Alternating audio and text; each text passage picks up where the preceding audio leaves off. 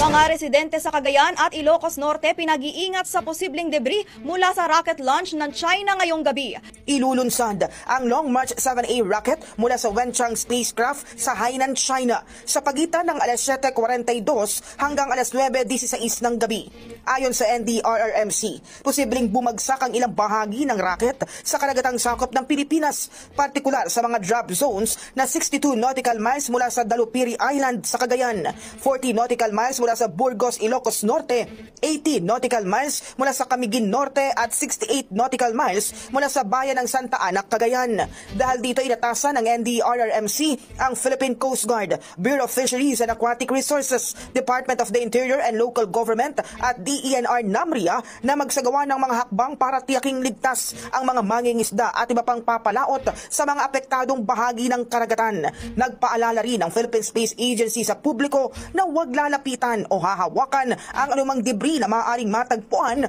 dahil ito'y posibleng naglalaman ng toxic substance.